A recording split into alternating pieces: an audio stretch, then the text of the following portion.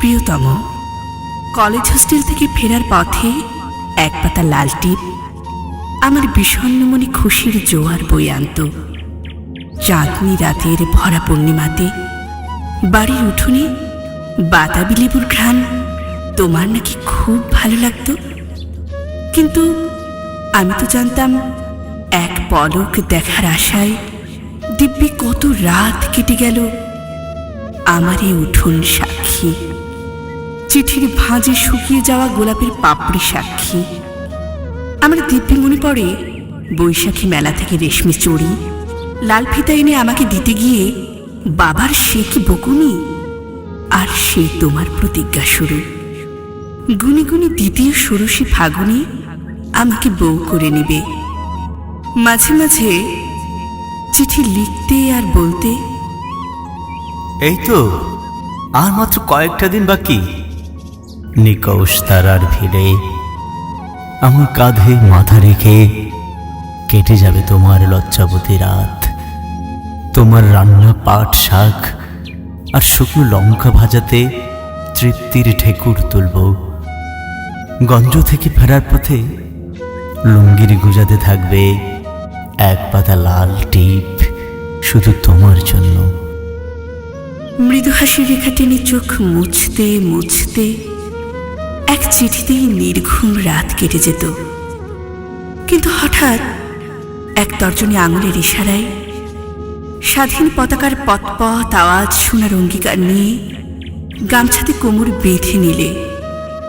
হঠাৎ বারুদের গন্ধ লেগে থাকা একটি চিঠি পেলাম। বলেছিলে, খুব কষ্ট হচ্ছে আমার, জানো, খুব কষ্ট হচ্ছে। শুকনো চিড়া, এক মুঠো গুড় বা এক খাবলা মুড়িতে কেটে যাচ্ছে দিন। তোমার হাতে রান্না করা শিং মাছের ঝোল খেতে খুব ইচ্ছে করছে আমার। তবুও চোখের ভাঁজে আমার একটাই স্বপ্ন, স্বাধীন ভূখণ্ডে আমাদের একটা ঘর থাকবে। আমরা হই হুল্লোড় করে বেড়াবো, খোলা আকাশ থাকবে। আকাশের দিকে মুখ করে দুহাত প্রশস্ত করে বুক ভরে নিঃশ্বাস নেব। কত ভালো লাগবে, তাই না? স্বপ্নদ্রষ্টার মতো আমিও স্বপ্ন দেখি। বিকেলে কুটিরের বারান্দায় চুল ছেড়ে বসে থাকবো তোমার অপেক্ষায়।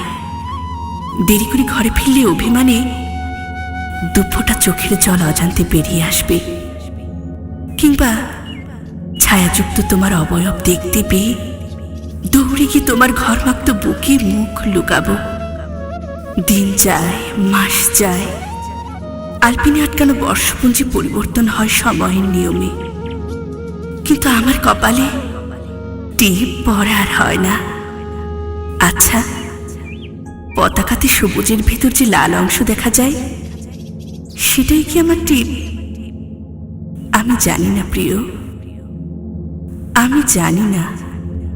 তবে লক্ষ্মী প্যাঁচার মতো ড্যাবড্যাবে চোখে ফসলি ক্ষেতের আলপথে